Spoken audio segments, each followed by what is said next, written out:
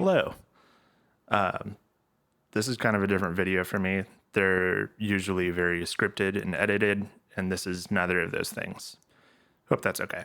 I realized that the Nintendo Switch celebrated its 8th birthday this month, and next month, in a couple weeks, actually, its successor is going to be shown off. So I wanted to make kind of a love letter to the Nintendo Switch. Yeah. I remember initially being kind of whelmed by the Nintendo Switch reveal in like late 2016 or whenever that was. I could see what they were going for. They were kind of trying to course correct after the Wii U flopped the way it did. They were appealing more to like a core gamer audience as opposed to the casual audience that they kind of cultivated with the Wii.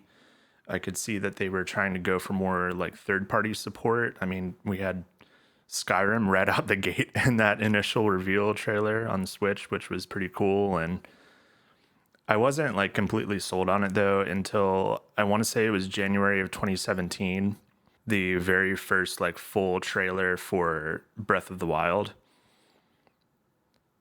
And I think it's still like my favorite video game trailer ever. It's just so well done. And I remember just sitting there watching it.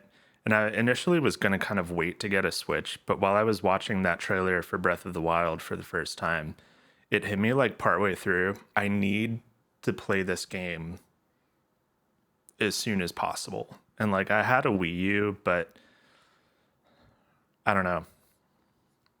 It just like kind of lit this fire under me that like I felt like I had to get a Nintendo Switch and get Breath of the Wild for it. Because I've been a huge Zelda fan like for as long as I can remember. Like I really have fond memories of watching my brother play Wind Waker right after it came out. And that was my first Zelda that I played myself. I have a lot of nostalgia for it.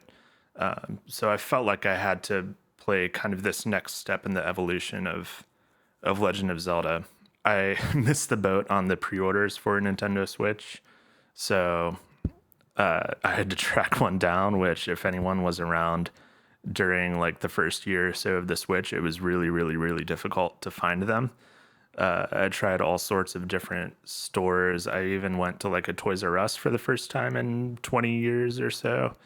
All sorts of different stores and online storefronts and stuff like that. And I think at one point my friend and I even drove like an hour to a Target in the middle of nowhere in Ohio because they maybe had a Nintendo Switch and we called them and they said that they did, but they couldn't put it on hold because the demand was too high because it was like the week the Switch came out. They didn't have it. I ended up like getting a bundle from I think GameStop that had the Nintendo Switch and a Pro controller and a copy of Breath of the Wild. So at my crappy fast food job at 4 a.m, I got the text that they had them in stock. And I asked my manager if I could go to the bathroom, and I bought a Nintendo Switch in the bathroom of my workplace at like 4 or 5 a.m.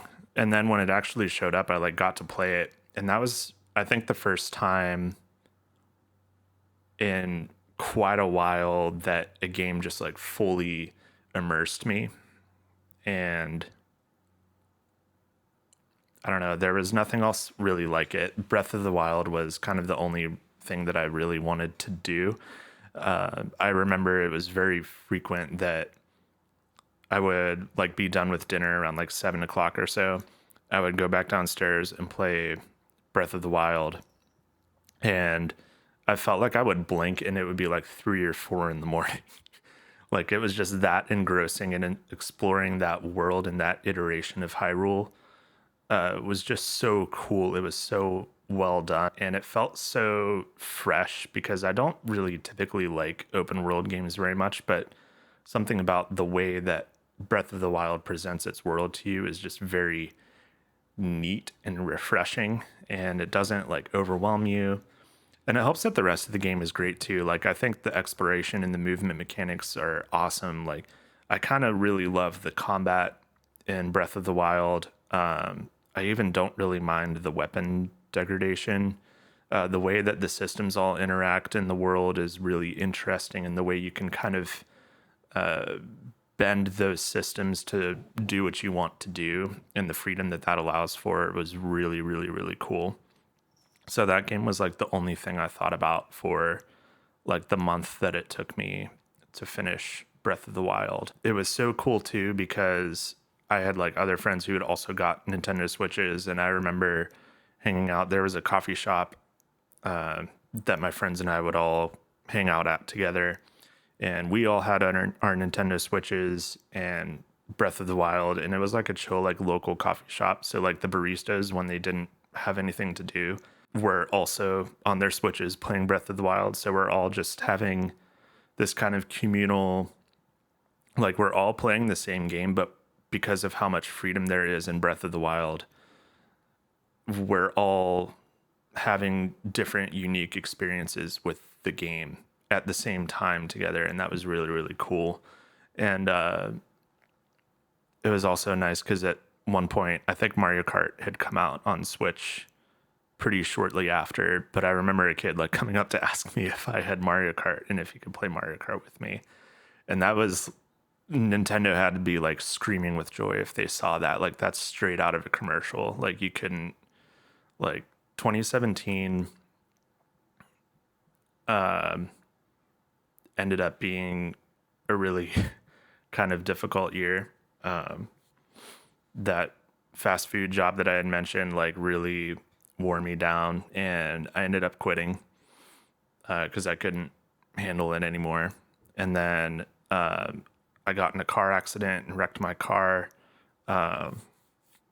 And the car that we got to replace it, which was like a really, really cheap, like side of the road kind of deal, that car also died pretty quickly. And I was still like struggling to like find a new job.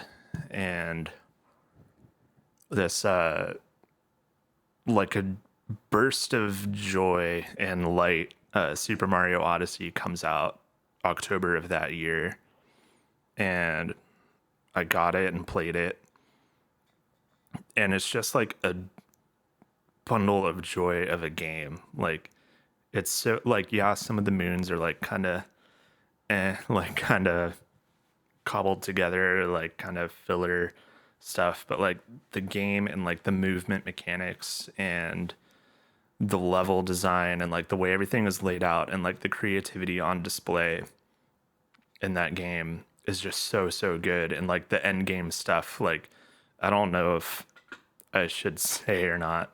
I will, it's an old game at this point, but like the Super Mario 64 stuff, like at the end of the game, like I grew up on that game. So that had me just like absolutely grinning in like one of the most difficult parts of my life so far. And the New Donk City festival that they do still gets me like weirdly emotional to this day. I don't really know why. It's just a wonderful, wonderful, wonderful game. And absolutely like a bright spot in a really, really difficult season of my life that, thank God, is over now. I hope it would be like 8 years later, but yeah.